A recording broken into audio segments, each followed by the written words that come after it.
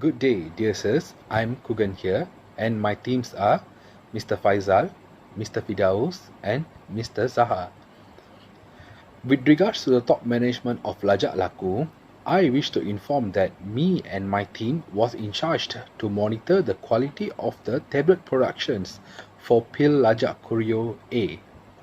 We hereby will present a short video based on the production status of December 2020.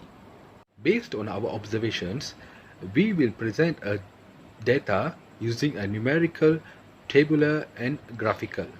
As you can see here, for our numerical part, we have a mean, median, mode, standard deviation, variance, maximum and minimum.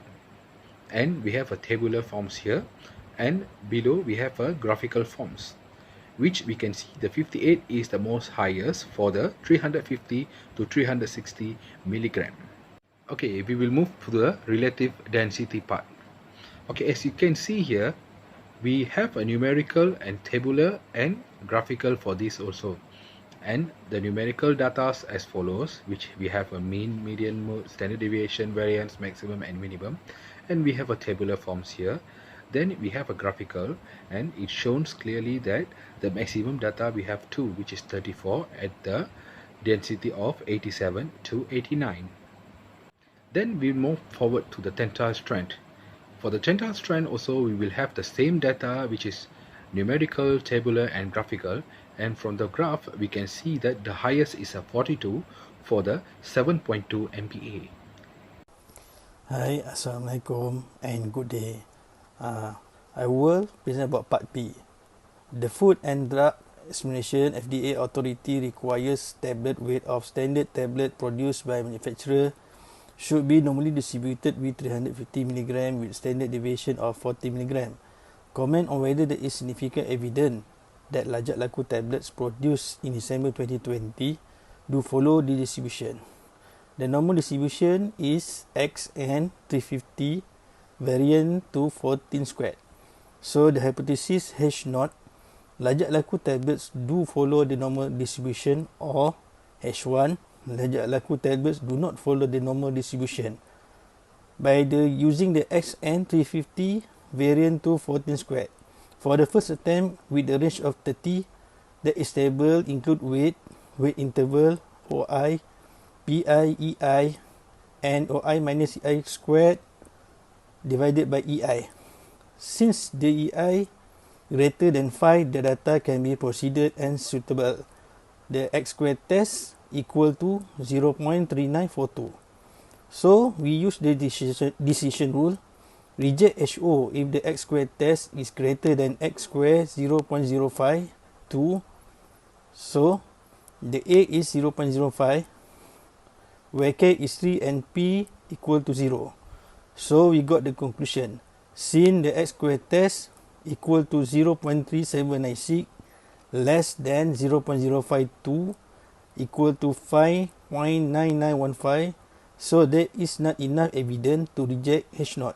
We can conclude that weight of standard tablet produced by manufacturer follow normal distribution at 0.05 significant level. Bismillahirrahmanirrahim. Assalamualaikum warahmatullahi wabarakatuh. My name is Muhammad Fidaus Ismail, and I will continue to Part C. For Part C, we need to comment on whether there is significant difference between table weight from the different shift. For the part, we analysis of variance using ANOVA at 0.05 significant level. For mu1 is mean for morning shift, mu2 mean for evening shift, and mu3 mean for night shift. For the hypothesis, now we started that each shift mean for each shift is taken to each other, and H1 is mean for each shift is not significant to each other. For the data analysis, single factor ANOVA, the summary is we put the group, it's morning, evening, and night. So this account is a sum, average, and the variance.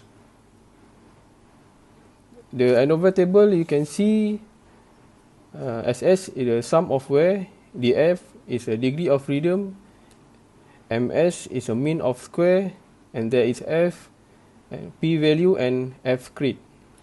For the decision rule, we reject to H now if F greater than F crit.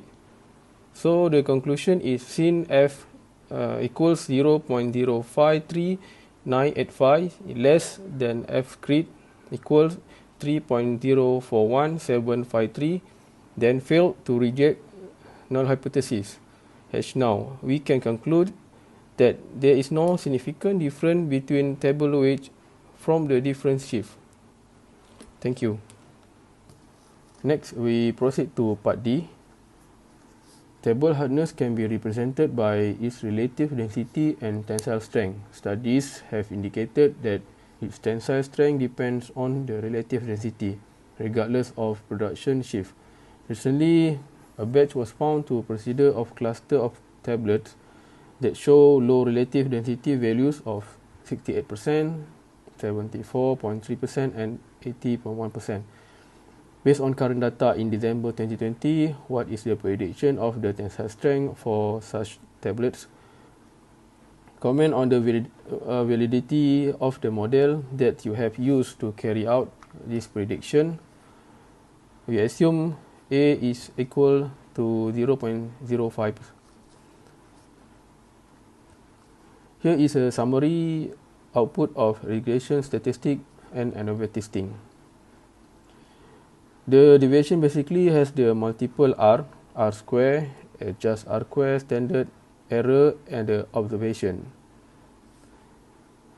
And that's the ANOVA table. The F is the degree of freedom.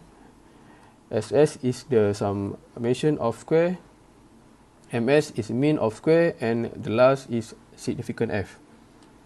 The next table is intercept and X variable 1. It shows considered T-stat p-value lower and upper 95%. Next, for t-test. Next, for f-test is a hypothesis statement. We started H now there is no significant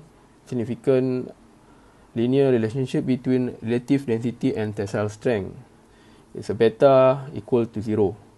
For H1, there is a significant linear relationship between relative density and tensile strength. Beta is not equal to 0.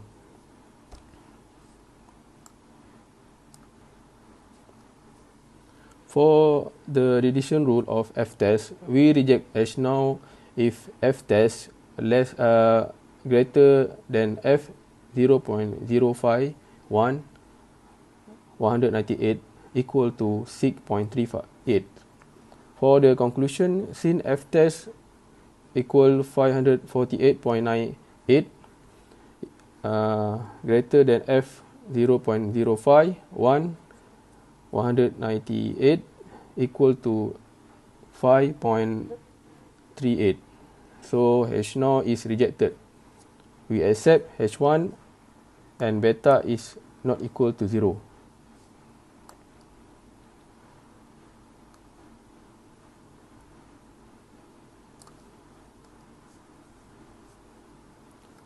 We may deduce that a significant linear relationship between relative density and tensile strength at A equals 0.05. Hypothesis statement for t-test. For H0, there is no positive relationship between relative density and tensile strength, where beta is equal to 0. While for H1, there is a positive relationship between relative density and the tensile strength, where beta is greater than 0. The decision rule of t-test reject H0 if t-test is greater than t 0.05198 equals to 1.645. The conclusion, since t-test equals to 23.43 is greater than t 0.05198 equals to 0.58, then H0 is rejected. H1 is accepted and beta is greater than 0. We may deduce that there is a significant linear relationship between relative density and tensile strength at alpha equals to 0.05. Predicted least square regression line of tensile strength on relative density. Y equals to mx plus c. Y equal to 0.0792x plus 0.1729. At 68%, Y value equals to 5.559 MPa, while at 74.3%, Y value equals to 6.057 MPa. Then at 80.1%, the Y value is equals to 6.517 MPa. The graph shows the relative density percent line plot. The conclusion, based on the relative density percent line fit plot, the range of relative density with respect to the predicted tensile strength is from 83.3% to 94.7%. Therefore, the values of the predicted tensile strength when the relative density equals to 68%, 74.3%, and 80.1%, this model are not valid. That's all from our group. Thank you.